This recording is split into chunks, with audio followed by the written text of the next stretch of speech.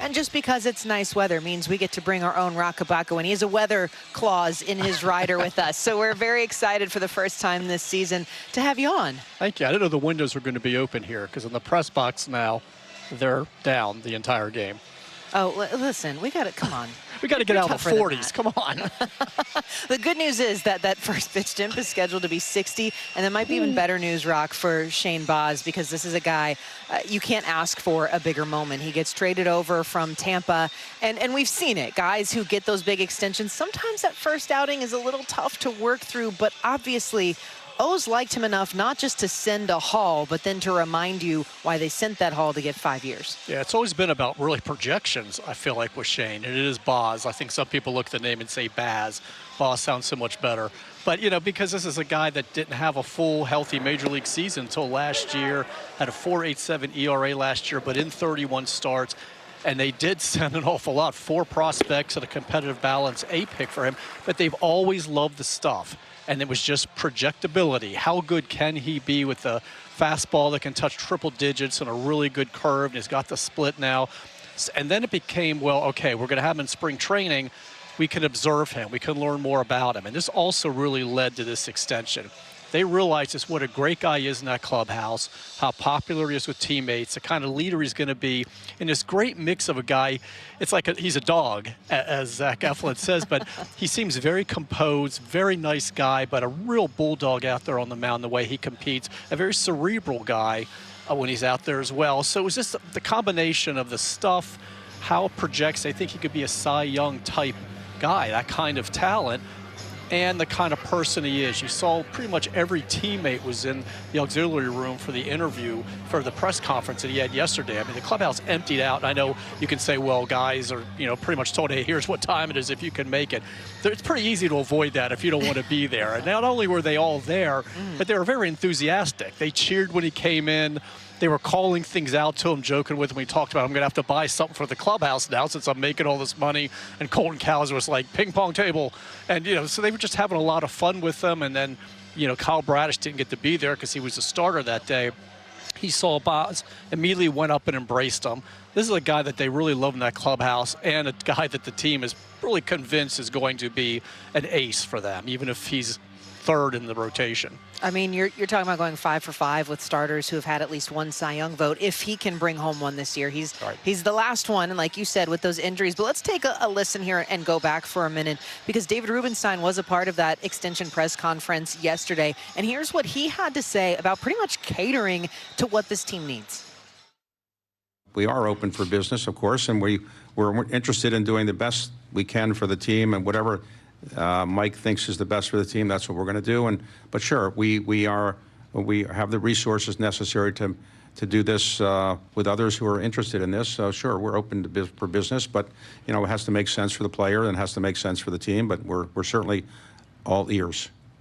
All right, so Roch, I think when we hear this, the fans really want to dream. They want to get that Oprah moment of you get an extension and you get an extension. But we also know that's not always going to be the case, because you said it. It's got to fit for both sides. Rubenstein just said it as well. So what's your take? Yeah, I mean, we've gone from we have no constraints to we're open for business. Choose your favorite phrase right now that David Rubenstein uses. But, you know, it's really hard to predict because, you know, your first thought is, okay, who's next? I think that's a natural thought you get.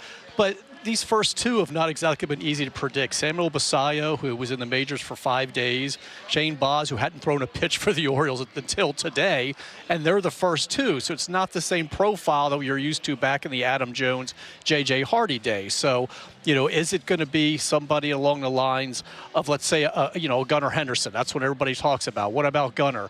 It's going to cost you a heck of a lot more than that. It's going to be a records contract for Gunnar Henderson. And then Adley Rutschman, the same thing. What about him? Those are the big names that you hear. It's a lot harder to get those done. So then you think, okay, could it be somebody like Zach Eflin or Trevor Rogers, who are pending free agents, and probably starters you would have expected before Shane Baz? That's kind of a different category as well. But those are guys you could maybe look at to extend. Is it a Jackson Holiday, Scott Boras' client? But that doesn't mean it can't happen. Jordan Westburg with too many injuries. Kyle Bradish will be 32 when he's eligible to be a free agent. They've got him under control for another year. So you're kind of wondering, all right, is Dylan Beavers the guy that kind of fits the profile of what we're seeing right now? Yeah. Or will they veer and go to more towards somebody else. And as Michael Elias reminds us again, it's not like they're not talking to other people. It's just behind the scenes, and they don't broadcast it. We didn't know about Basayo. We didn't know about Baz. And for all we know, he's had extensive talks with other guys. And we'll just be surprised, like one day when it's an off day, and I'm picking up my granddaughter at daycare, and it's surprise, hey, we're working today. Papa's got to get his laptop. You never know when these things are going to hit. This is about the time, though, when teams are announcing extensions now that spring training is over. Well, and you've told me this every time. It's not just in games. I think we're just playing in life right from the top. So we'll figure it out as we go here, like you said. Now, on the other side of things, Coby Mayo has been fascinating to watch. Freddie Gonzalez really spent a lot of time with him one-on-one while he was here. This was a kid who was really trying to find it at third and hit, and things weren't going well. They have to move him to first base, and he said, I had to think so much about learning first base that I quit thinking about hitting, and then my hitting came around. And now he says, well, I'm back at third and my hitting's come around, so now that I can hit, I'm better at third base. Either way, this has been an impressive 2 games for him so far. It has been, and we're noticing it in the press box. He ran down that foul pop-up yesterday against the screen. We're like, Gold Glover, Coby Mayo. He made the diving stop to start the double play on opening day, then started another one.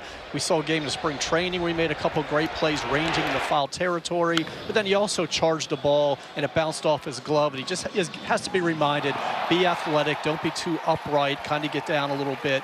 He is a tall kid, so he has to sometimes remind himself of that. He's a big guy playing that position, but they have confidence in him. And look, it's got to help that he's told, seriously this time, this is your position. I know he said first base and you were never going back, but some of those people aren't even in the organization anymore. Things change.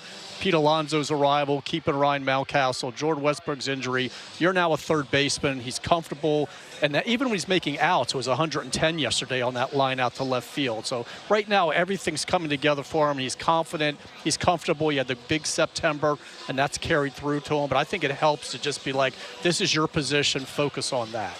Yeah, I love it. And at the end of the day, again, there's just so many pluses to talk about with this team. And again, especially him with the development he's had. So should be a fun Sunday here. And while we let you go down to your closed windows, get the quarter zip zipped up. I'm getting a little chilly here. Well, we'll let you go get warm, Roch. Thank you, as always.